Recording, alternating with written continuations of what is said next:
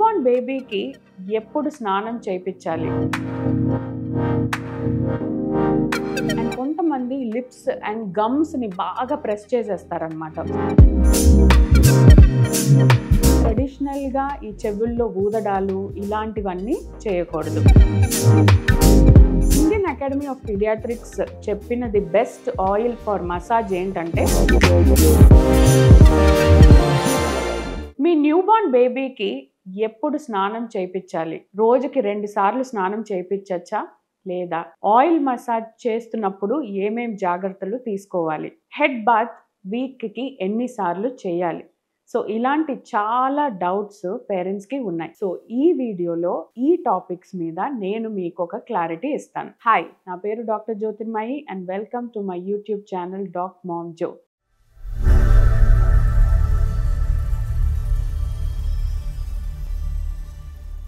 ఈ ఛానల్ ద్వారా మీ అందరికీ practical and scientific parenting tips ఇస్తాను. సో మీ బేబీకి బెస్ట్ హెల్త్ కావాలంటే తప్పకుండా ఈ ఛానల్కి సబ్స్క్రైబ్ చేయండి అండ్ ఆ బెల్ ఐకాన్ యాక్టివేట్ చేయండి. న్యూబార్న్ బేబీకి స్నానం ఎప్పుడు చేయించాలి? సో యూజువల్గా మనం స్నానం బొడ్డు పడిపోయే వరకు మనం స్నానం చేయించము. అప్పటిదాకా మ్యాక్సిమం స్పంజింగే చేస్తాం. సో వన్స్ అంబలికల్ కార్డ్ పడిపోయాక, అది యూజువలీ 7 to 14 days మధ్యలో అలా అవుతూ ఉంటుంది. సో అది పడిపోయాక మనం కంప్లీట్ స్నానం స్టార్ట్ చేయొచ్చు. సో స్నానం ఎలా చేయించాలి? సో మీ ఇంట్లో మేము ఏం రికమెండ్ చేస్తామంటే, టబ్లో లూక్వామ్ వాటర్తో స్నానం చేయించడం కరెక్ట్. లేదంటే మనం ట్రెడిషనల్గా కాళ్ళ మీద పెట్టుకొని కూడా జాగ్రత్తలు తీసుకొని అలా స్నానం చేయించవచ్చు. కానీ దాంట్లో తీసుకోవాల్సిన జాగ్రత్తలు ఏంటంటే, ఎక్సెసివ్ రబ్బింగ్, హార్డ్ రబ్బింగ్ ఇలాంటివి చేయకూడదు. అండ్ ట్రెడిషనల్గా ఈ చెవుల్లో ఊదడాలు ఇలాంటివన్నీ చేయకూడదు. అండ్ ముక్కు షార్ప్ అవుతుంది అని చెప్పి చాలామంది ముక్కుని బాగా నొక్కి అది చేస్తూ ఉంటారు. సో అలాగా చేయకూడదు. అండ్ కొంతమంది లిప్స్ అండ్ గమ్స్ని బాగా ప్రెస్ చేసేస్తారనమాట. సో అలాగా కూడా చేయకూడదు. సో ఇలాంటివి జాగ్రత్తలు తీసుకొని జెంటిల్గా స్నానం అనేది ఒక మంచి ఎక్స్పీరియన్స్గా ఉండాలి చేయించే వాళ్ళకి అండ్ బేబీకి కూడా. అంతేగాని అది ఒక పెద్ద హార్డ్గా బేబీకి ఏడుస్తూ బేబీకి నచ్చకుండా అలా మాత్రం స్నానం చేయించకూడదు. అండ్ బొడ్డు పడిపోయిన తర్వాతే better to start giving baby a bath. So ఇప్పుడు నెక్స్ట్ క్వశ్చన్, రోజుకి 2 సార్లు చేయించచ్చా? So first initial few months baby few days old ఉన్నప్పుడు ఓన్లీ వన్సే రికమెండెడ్. సెకండ్ టైం కావాలంటే గోరువెచ్చని నీళ్ళతో స్పంజింగ్ అంటే ఒళ్ళు తుడవడం బెటర్ పడుకునే ముందు. తర్వాత ఒకవేళ సమ్మర్ బేబీకి 3-4 months వచ్చింది, ఎక్కువ స్వెట్టింగ్ లాగా అనిపిస్తే మీకు సమ్మర్ టైంలో సెకండ్ టైం ఈవినింగ్ కూడా ఇంకొకసారి స్నానం చేయించవచ్చు.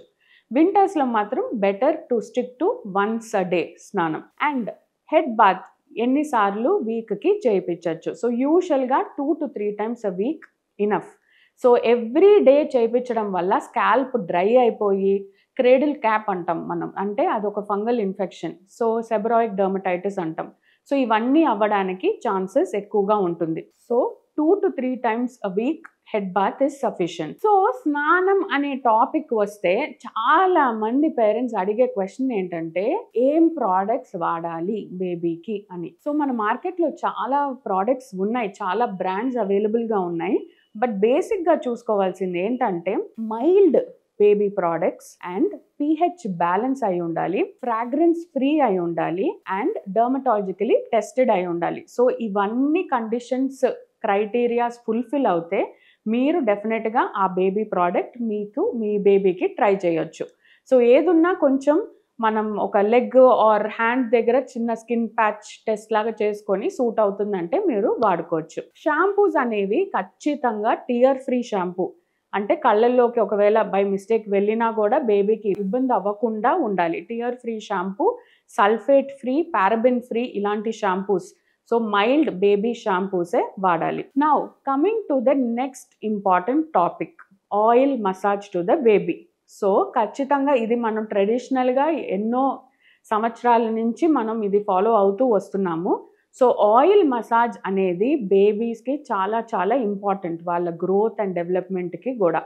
అండ్ మదర్ చేస్తుంటే oil massage it is very very helpful for bonding with the baby. So Indian Academy of Pediatrics చెప్పినది బెస్ట్ ఆయిల్ ఫర్ మసాజ్ ఏంటంటే coconut oil. So coconut oil pure cold pressed coconut oil అయితే ఇంకా మంచిది. So coconut ఆయిల్తో massage చేయడం యూజువల్గా మనం circular మోషన్తో massage చేయాలి. సో స్నానానికి ముందు మసాజ్ చేశాక స్నానం తీసుకెళ్తే ఇంకా మంచిది. మసాజ్ చేస్తున్నప్పుడు మనం ఏమేం జాగ్రత్తలు తీసుకోవాలి? అగైన్ స్నానం అప్పుడు ఎలా చెప్పినట్టు హార్డ్ మసాజ్ చేయకూడదు, చేతులు పట్టుకొని లాగేసి పిండేసి అలా కాకుండా జెంటిల్ సర్క్యులర్ మోషన్స్తో మసాజ్ చేయాలి. అండ్ కొంతమంది చాలా ఆయిల్ తీసుకొని ఇక్కడ మాడు ఉంటుంది కదా దాని మీద పెట్టి బాగా ట్యాప్ చేసేసి గట్టిగా కొట్టేసి అలా చేస్తారు. సో అది కూడా చేయకూడదు, అది బాగా సెన్సిటివ్ ఏరియా, అక్కడ ఎక్కువ పెట్టి మసాజ్ మర్దన అలాగా చేయకూడదు. సో మిగతా చోట మనం క్లియర్గా ఫేస్ అవన్నీ కూడా కొంచెం జాగ్రత్తగా చూసి, సున్నితంగా ఉంటారు, వాళ్ళ స్కిన్ బాగా డెలికేట్గా ఉంటుంది. సో సాఫ్ట్ ప్రెషర్, జెంటిల్ ప్రెషర్తో వాళ్ళకి రిలాక్స్ అవుతున్నట్టు మసాజ్ చేయాలి. సో మసాజ్ చేస్తున్నప్పుడు కూడా మనం బేబీని పొట్ట మీద పడుకున్నప్పుడు అది గుడ్ టమీ టైం అవుతుంది. సో మసాజ్ ఇంకొకటి ఇంపార్టెంట్ ఏంటంటే పాలు తాగిన వెంటనే మసాజ్ అనేది చేయకండి. సో కొంచెం గ్యాప్ అయితే ఉండాలి between feeding and massage. So massage కూడా ఒక చాలా వాళ్ళ డెవలప్మెంట్లో చాలా చాలా important vital thing is massaging. So పొద్దున ఒకవేళ ఆయిల్ మసాజ్ చేసినట్టయితే ఈవినింగ్ మీరు ఇదే massage baby cream or lotion తీసుకొని దాంతో చేయొచ్చు. సో ఇది ఒక గుడ్ బెడ్ టైమ్ రొటీన్లా ఉంటుంది. సో స్పంజింగ్ చేసి ఈవినింగ్ మంచి క్రీమ్తో మసాజ్ చేసి వాళ్ళ నైట్ డ్రెస్ నైట్ వేర్ అది వేస్తే వాళ్ళకి బాగా రిలాక్సింగ్గా ఒక నైట్ టైం రొటీన్ లాగా ఉంటుంది. సో న్యూ బార్న్ రొటీన్లో ఇంకొక ఇంపార్టెంట్ పాయింట్ ఏంటంటే day and night routines. So new borns పుట్టాక వాళ్ళకి డే అండ్ నైట్ రొటీన్స్ ఒక 12 వీక్స్ వచ్చే వరకు వాళ్ళకి ఏమీ తెలియదు. సో మనం ఏం చేయాలంటే మనమే వాళ్ళకి ఆ డే అండ్ నైట్ రొటీన్స్ అనేది అలవాటు చేయాలి. సో అది ఎలా చేస్తాము? డే టైంలో బాగా వాళ్ళని సన్లైట్కి ఎక్స్పోజ్ చేయడము, అంటే డే లైట్ ఇంట్లో పడేటట్టు, సో వాళ్ళని బాల్కనీకి తీసుకెళ్ళడము, సో ఇలాగ డే లైట్ వాళ్ళకి అలవాటు చేయాలి. అదే ఈవినింగ్ అయ్యే కొద్దీ మనం ఇంట్లో లైట్స్ అన్నీ డిమ్ చేసి బాగా కామింగ్ రొటీన్, మంచి మ్యూజిక్ ప్లే చేసి ఇలా చేస్తూ ఉంటే వాళ్ళకి డే అండ్ నైట్ రొటీన్ అనేది అలవాటు అవుతుంది. సో ఇవన్నీ ఫాలో అవుతే వాళ్ళకి కూడా ప్రశాంతంగా ఉంటుంది అండ్ మనకి కూడా ప్రశాంతంగా ఉంటుంది. సో ఇవి బేసిక్ న్యూ బార్న్ కేర్.